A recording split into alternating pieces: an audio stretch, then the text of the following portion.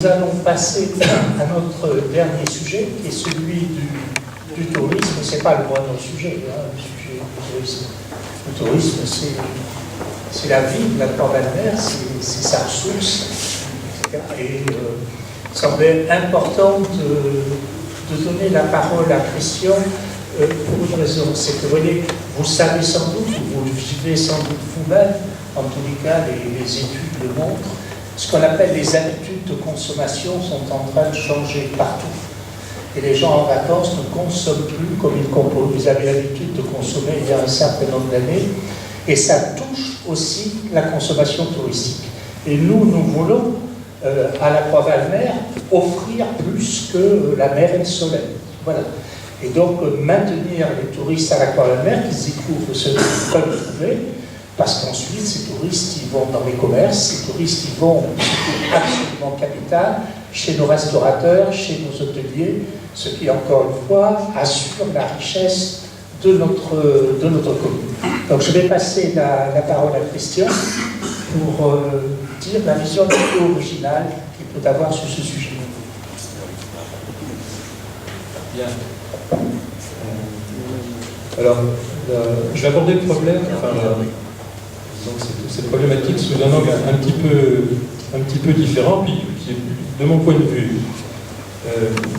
En fait, le tourisme, c'est essentiellement l'accueil sur un territoire de personnes, on va dire, étrangères à ce territoire. Et la constatation que nous faisons tous ici, c'est pour la raison pour laquelle nous sommes ici, c'est que ce paysage, le site, le territoire de la Croix-Valmer est quelque chose d'extrêmement puissant.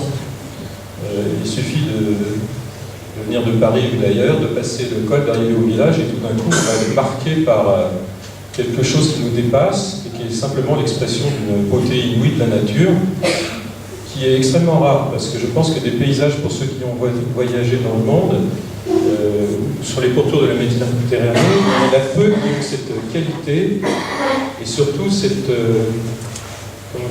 harmonie entre des paysages de collines, de mer, des îles, des vignobles, des constructions qui font un tout et qui a une rareté. Et cette rareté, elle nous donne à la fois le privilège d'habiter dans un lieu assez unique, original, et en même temps le devoir de le protéger et d'offrir aux gens qui vont vivre ici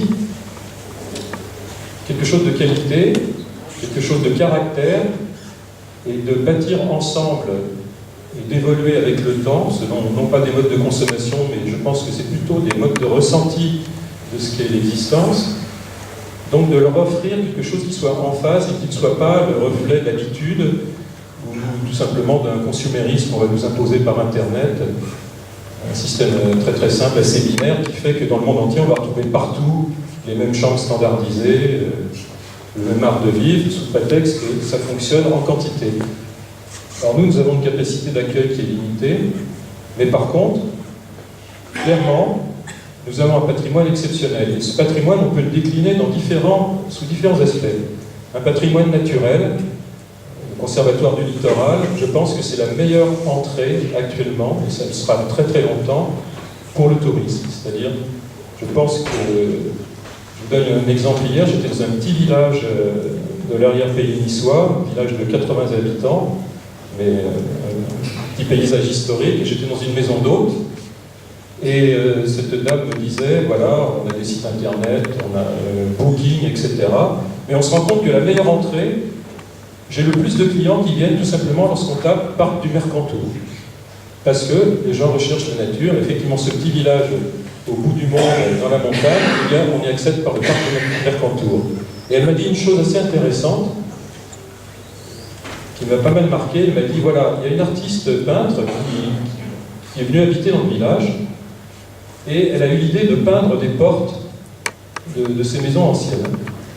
Et effectivement, elle a peint plusieurs portes, comme ça, c'est très amusant, on voit des petits personnages.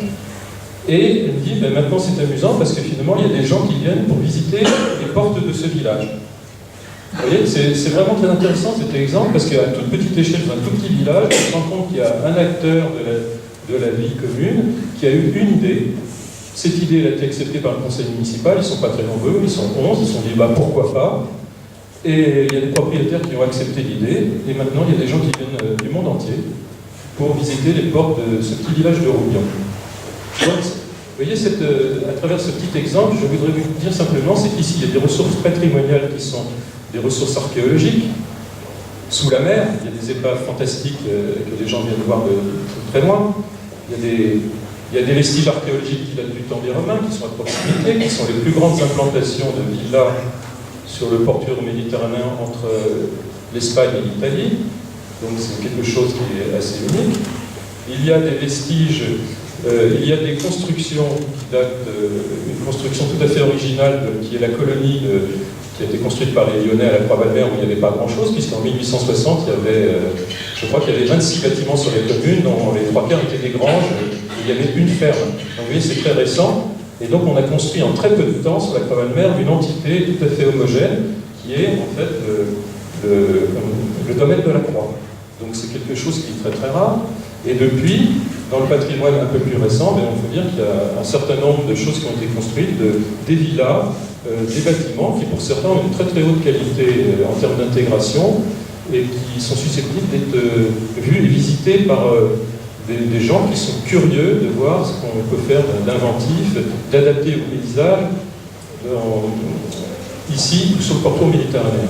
Donc on va dire qu'on a énormément d'atouts et ce qui nous est demandé actuellement, c'est simplement d'évoluer, disons, de faire le lien entre le patrimoine naturel et le patrimoine culturel. Parce que l'évolution du tourisme actuellement, elle est la suivante, c'est qu'en fait, le touriste est quelqu'un qui est beaucoup plus informé qu'auparavant. C'est le fait d'Internet, les informations sont accessibles, et lorsqu'on va faire un séjour, je ne parle pas nécessairement du séjour estival, parce que là, il y a beaucoup plus de monde, et souvent les sites sont un peu saturés, puis la température se prête plus aux mains de mer, et moins aux découvertes de la nature, il fait quand même très très chaud par moment, mais ce touriste-là, il va chercher à s'enrichir d'expériences authentiques. Et quand on dit des expériences authentiques, c'est simplement, à un endroit donné, pouvoir trouver des informations pour aller voir un bâtiment très intéressant. Ça peut être par exemple, j'en cite un parmi d'autres, mais sur la plage à Héraclée, vous avez la propriété Lefebvre, là, qui est en fait le premier exemple au monde d'architecture en béton armé précontraint pour les planchers. Voilà, ça paraît stupide, mais l'architecte qui a construit ça et qui a construit le Palais des Nations de Genève, il a eu l'idée de faire une villa avec des planchers de très très grande portée. Ça, il n'y a peut-être pas grand monde qui le sache. Moi, je l'ai appris comme ça par la bande. Mais vous voyez, c'est tout à fait intéressant. Et on peut imaginer, avec des moyens assez simples, maintenant vous avez des applications sur Internet qui foisonnent, mais c'est un exemple qu'on peut développer, qu'un jour, vous trouviez sur votre smartphone un circuit de la Croix-Valmer, vous avez des sites qui sont répertoriés, vous apparaissent, vous baladez, vous arrivez sur la plage d'Héraclée, et là vous avez tout un commentaire qui vous explique que ça a été construit à telle époque, de telle manière, et puis vous reprenez votre voiture, votre vélo, et vous continuez ailleurs. C'est ce genre d'idée, je pense, qui va se développer dans les années à venir, et il faut qu'on puisse tous ensemble monter dans ce train-là, parce qu'il ne faut pas le rater, jouer la carte de l'originalité, jouer la carte du patrimoine unique de cette commune, qui est différent de celui de Saint-Tropez, différent de celui de Cavalère, différent de celui de Gassin. C'est complètement différent. La presqu'île est quelque chose qui présente dans une proximité de très peu de kilomètres des villages qui ont strictement des caractères totalement différents.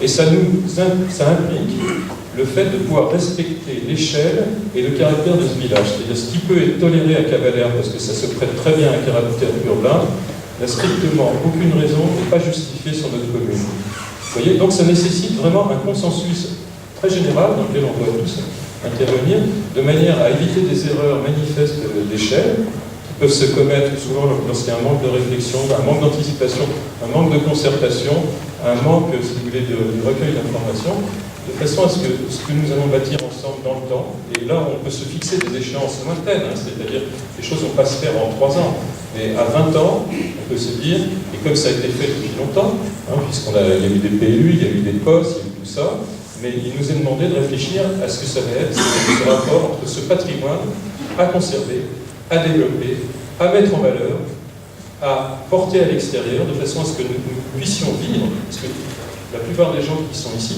ne vivent que du tourisme. Je veux dire, s'il n'y avait pas des gens qui viennent nourrir, il n'y aurait pas d'activité. Donc on est fondamentalement au cœur de cette nécessité de mettre en valeur tout ça. Et nous avons des ressources qui sont très importantes, en fait, parce que quand on analyse, on se rend compte qu'on a ici la chance d'avoir une maison des arts qui est extrêmement, sinon productive, mais extrêmement, qui développe énormément de capacités. Et nous avons également un théâtre des travaux, ce qui est à proximité. Nous avons maintenant un amphithéâtre construit, il est ce qu'il est, mais il existe. Et on se rend compte qu'il y a maintenant une réflexion à mener sur mais qu'est-ce qu'on fait de tout ça? Est-ce qu'il n'y a pas moyen de créer, à travers les différents acteurs qui sont là à portée de la main, la façon de jouer les cartes de manière à ce qu'on puisse, par exemple, organiser ici des spectacles qui ne soient pas uniquement des spectacles qu'on va acheter, si vous voulez, des spectacles tout faits.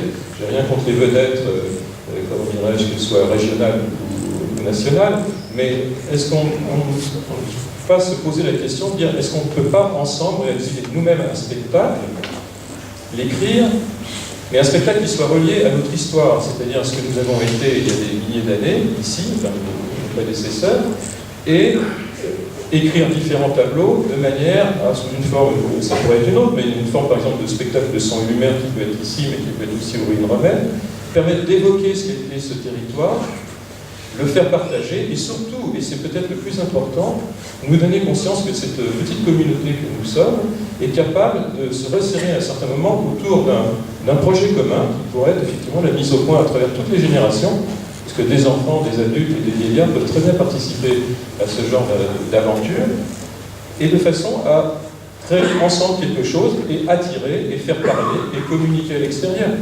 Il y a des communes qui ont 200 habitants qui ont réussi à monter des spectacles de son et lumière qui attirent 10 000 personnes par an. C'est absolument invraisemblable.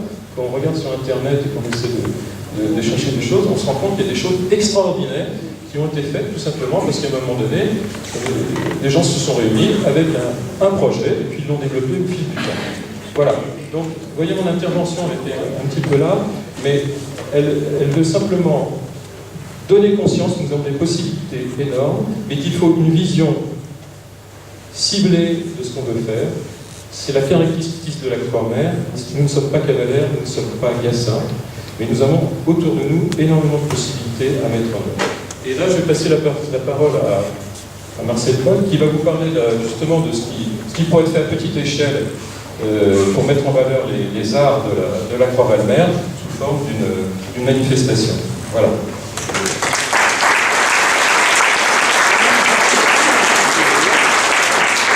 Alors moi, je voulais vous faire part d'une idée ou d'un projet, selon.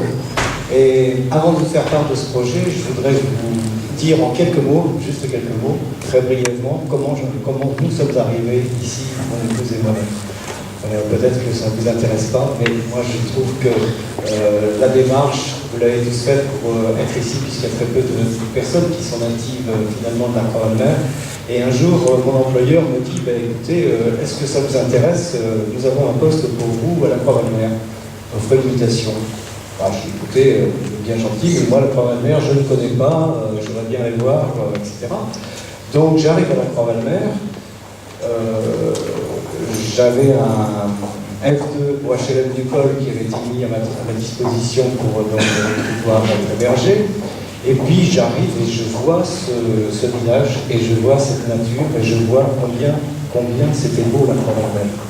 Et le soir même, j'ai appelé mon épouse qui est médecin et je lui ai dit, écoute, tu fais les valises et tu viens, c'est trop beau, il faut absolument qu'on vienne ici.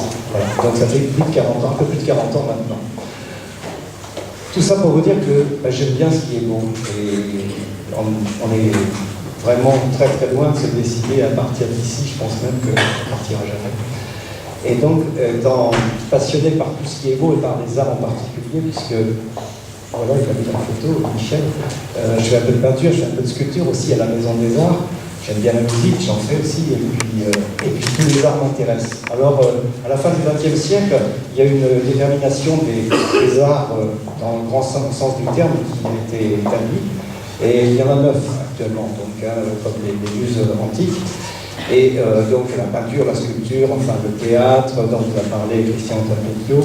Et il se trouve que toutes ces disciplines, on les a à la Forainière au travers de la MJC d'une part, de la Maison des Arts d'autre part, on a aussi parlé Christian, des Tragos, de l'école de musique, enfin des cours de musique, également tout un tas d'activités qui ont lieu ici. La bande dessinée, on le voit si vous allez un petit peu sur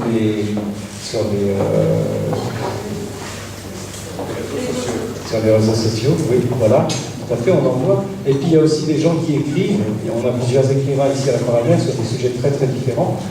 Et je me suis posé la question à la faveur l'année dernière de la journée des peintres qui a été organisée par Michel Bouvero, qui est là, je crois aussi, il était dans la salle tout à l'heure, l'année dernière. Donc ça a réuni énormément de peintres amateurs. Et cette idée m'est venue de dire, mais pourquoi pas ouvrir ça à finalement tous les arts dont nous disposons sur la croix, donc avec la peinture, la sculpture, le montage, enfin bon, la danse, la musique et tout y quanti, le théâtre et tout ça. Et ce projet, finalement, j'en ai parlé un petit peu autour de moi, y compris à mes collègues élèves de la Maison des Arts, tout le monde avait l'air assez emballé.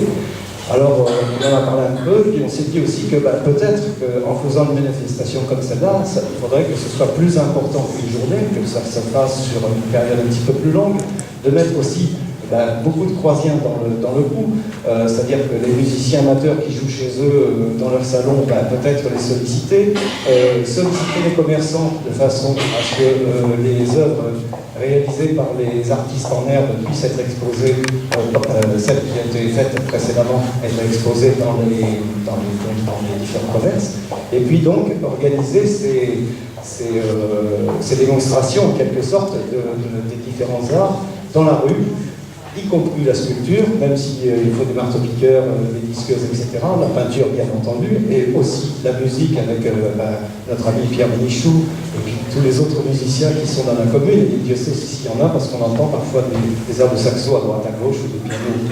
Alors bon, tout ça c'est à voir, ce sont des choses à mettre en place. Je pense que l'idée de départ, elle est ce qu'elle est, mais comme le disait François tout à l'heure, et comme le disait aussi Christian Tampecchio, c'est dans les têtes de nous tous, enfin tous les habitants de la commune, qu'on peut faire évoluer ces choses-là, et pourquoi pas créer un événement très important sur la Croix-Valmer, orienté vers les arts, et pour montrer la chance que nous avons d'une part d'habiter dans un si beau lieu, et de montrer aussi toutes les belles choses que les Croisiens peuvent faire. Voilà, je vous remercie.